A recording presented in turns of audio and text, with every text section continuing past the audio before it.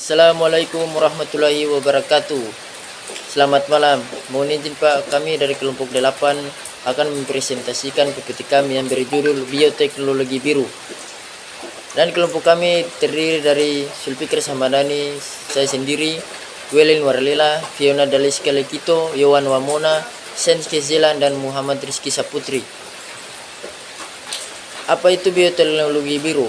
Bioteknologi biru adalah penerapan ilmu pengetahuan dan teknologi terhadap organisme hidup dari sektor sumber daya laut, serta bagian produk dan modulnya untuk mengubah bahan hidup atau tidak hidup menjadi produk pengetahuan atau barang dan jasa.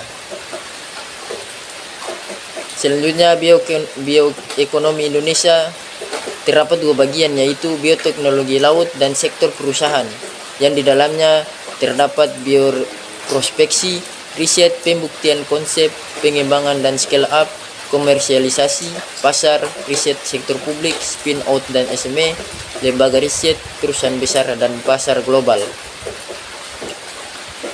Baik, di sini ada analisis. Ada dua analisis yang terdapat di dalam penerapan, yaitu kandidat komersial dan kandidat potensial, yang di dalamnya terdapat ekspedisi koleksi sampel, preparasi dan isolasi, inventarisasi dan preservasi, analisis dan screening. Selanjutnya bioremediasi. Bioremediasi di sini yang kita lihat di gambar pada kali ini adalah laut tercemar tumpahan minyak sebelum bioremediasi. Sebelum bioremediasi terdapat laut tercemar tumpahan minyak, dan setelah itu kultur konsorsium mikroorganisme, jamur atau bakteri pendegrasi minyak, atau laut tidak tercemar tumpahan minyak setelah bioremediasi. Baik, hanya itu saya sampaikan. Wassalamualaikum warahmatullahi wabarakatuh. Yang berikutnya ada biovineri.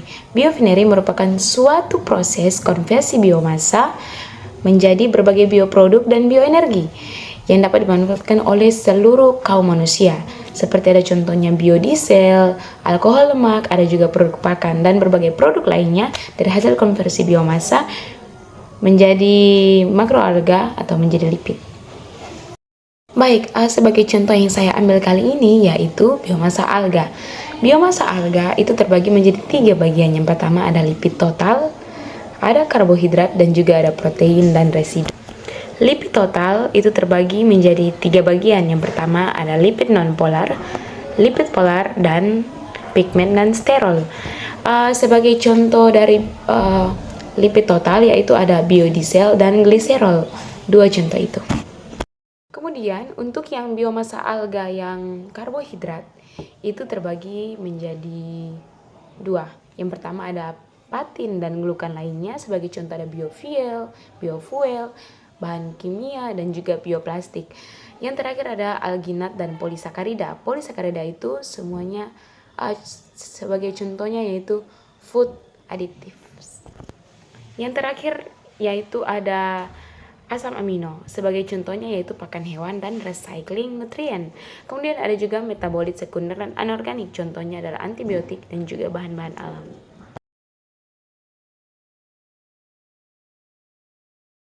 Kemudian apa sih tujuan dari biorefinery itu? Baik, tujuan dari biorefinery adalah menghasilkan bahan bakar yang lebih ramah lingkungan dan juga ketersediaannya yang tanpa batas atau ketersediaan. Baik, dan untuk di zaman sekarang biomasa terbarukan itu sudah banyak sekali dan juga ada di banyak sektor dan banyak bidang. Kemudian ada contohnya itu di bidang kehutanan, bidang pertanian, residu organik domestik dan juga industri di pabrik-pabrik. Kemudian ada juga makro dan mikroalga. Biofuel adalah bahan bakar yang dihasilkan dari sumber-sumber organik seperti tanaman atau hewan, sedangkan biodiesel adalah jenis biofuel yang dihasilkan dari minyak nabati atau lemak hewan.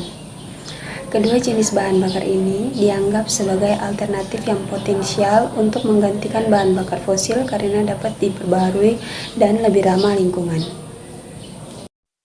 Biofuel ini dihasilkan secara langsung dari tanaman atau tidak langsung seperti dari limbah industri, komersial, domestik, atau pertanian. Biofuel dapat secara luas didefinisikan sebagai padatan cairan atau gas bakar yang mengandung atau diturunkan dari biomasa. Definisi yang lebih sempit mendefinisikan biofuel sebagai cairan atau gas yang berfungsi sebagai bahan bakar transportasi yang berasal dari biomasa. Penggunaan minyak nabati atau bahan bakar nabati sebagai bahan biofuel sebenarnya sudah dimulai pada tahun 1895 saat Dr. Rudolf Christian Karl Diesel mengembangkan mesin motor yang dijalankan dengan BBN. Bahan baku berbeda-beda seperti tanaman yang berbasis minyak atau lemak hewan oleh Phidias Hare et al. 2016 serta alga atau mikroalga dan makroalga. Berbagai riset tentang biodiesel telah banyak dilakukan oleh negara-negara di seluruh dunia seperti di Indonesia, Malaysia, USA, Prancis, India, dan lainnya. Bahan baku utamanya antara lain minyak sawit mentah, minyak biji bunga matahari, minyak kedelai, minyak rapeseed, dan minyak sayur. Pada awal pengembangan biodiesel, sumber bahan baku masih banyak berasal dari sumber terestrial. Namun sekarang ini sudah banyak beralih kepada sumber laut, diantaranya mikroalga, untuk perbandingan kandungan dan rendaman minyak serta produktivitas biodiesel untuk berbagai sumber bahan baku biodiesel lainnya dengan mikroalga.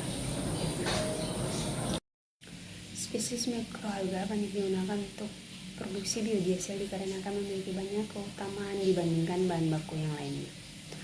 Mikroalga terlihat menjanjikan dan memiliki banyak keutamaannya sebagai bahan baku biodiesel dikarenakan beberapa hal, yaitu yang pertama mempunyai laju pertumbuhan yang cepat, misalnya waktu pengadaan dalam 24 jam. Yang kedua mempunyai struktur seluler yang sederhana. Yang ketiga, kandungan lipid dapat ditentukan melalui perubahan komposisi media pertumbuhan. Yang keempat, komposisi kaya lipid berjumlah 40 hingga 80% berat kering. Yang kelima, dapat dipanen lebih satu kali dalam 1 tahun. Yang keenam, air limbah atau asinnya dapat digunakan. Yang ketujuh, karbon dioksida di atmosfer adalah sumber karbon dari pertumbuhan. Mikroalga dengan kata lain dapat mereduksi emisi karbon. Yang kedelapan, biodiesel dari lipid mikroalga tidak mengandung sulfur atau non-toksik dan sangat biodegradable. Yang kesembilan atau yang terakhir, mikroalga menghasilkan 15 hingga 300 kali lebih banyak minyak untuk produksi biodiesel bila dibandingkan sumber lainnya. Secara umum, biofuel ini dibagi menjadi 2 tipe, yaitu biofuel primer dan biofuel sekunder. Biofuel primer ini disebut juga dengan biofuel alami yang bahan bakunya berasal dari kayu bakar, serpihan kayu, hutan, limbah hewan, dan sisa tanaman. Kemudian biofuel primer dibagi lagi menjadi 3 generasi, yaitu generasi ke-1, generasi kedua, dan generasi ketiga. Jadi hal yang membedakan ketiga generasi ini adalah sumber bahan baku yang digunakan untuk menghasilkan produk. Nah, sekarang ini generasi yang berkembang adalah generasi ketiga dengan menggunakan bahan bakunya dari sumber laut seperti mikroalga dan rumput laut untuk menghasilkan produk turunan biofuelnya, yaitu biodiesel. Transertifikasi adalah salah satu teknik pembuatan biodiesel yang paling populer dewasa ini karena aman, murah, dan mudah dilakukan. Proses transertifikasi dikatalis oleh katalis homogen maupun heterogen. Proses transertifikasi dapat menghasilkan rendaman yang lebih baik jika reaksi dilangsungkan pada membran reaktor. Reaksi transertifikasi terdiri dari perubahan trigliserida menjadi asam lemak alkil ester dalam keberadaan suatu alkohol seperti metanol dan dikatalisis oleh suatu asam atau basa dengan gilserin atau gilserol sebagai suatu produknya. Biodiesel dapat digunakan pada mesin diesel tanpa modifikasi. Biodiesel ini dibuat dengan berbagai metode, seperti metode mikroemulsi, pirolisis, dan metode transsertifikasi.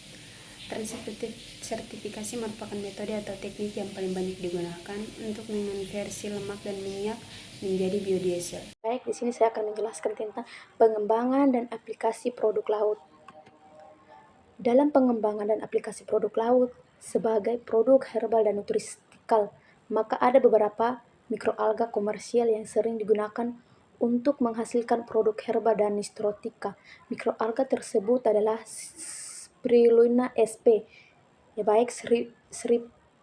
Spirulina sp merupakan jenis mikroalga golongan Chyopettea atau alga hijau yang telah banyak digunakan sebagai pakan alami dan usaha budidaya, khususnya dalam pembenihan karena memiliki nilai nutrisi yang sangat tinggi.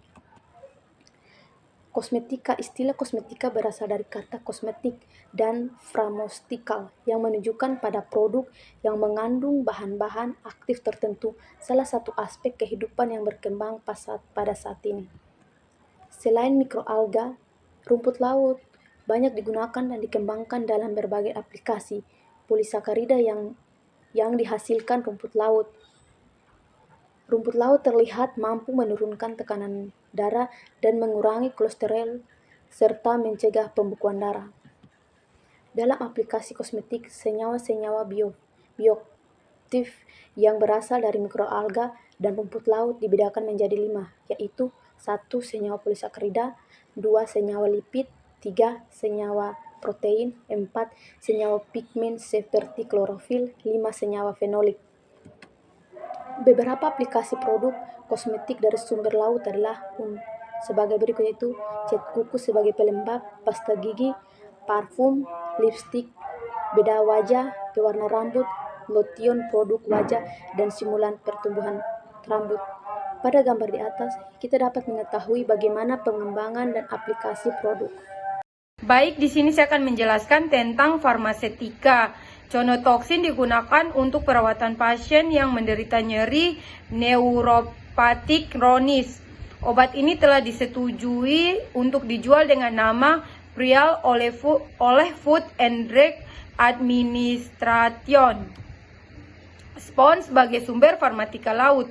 Hasil penelitian memperlihatkan bahwa senyawa bioaktif dan spons dihasilkan oleh kerjasama mikroba simbiotik dan spons. Mikroba laut sebagai sumber farmatika laut. Hasil ini disebabkan karena secara ekologis bakteri mampu beradaptasi dan bertahan hidup dalam relung ekologi yang ekstrem seperti suhu tinggi dan atau rendah pH ekstrim,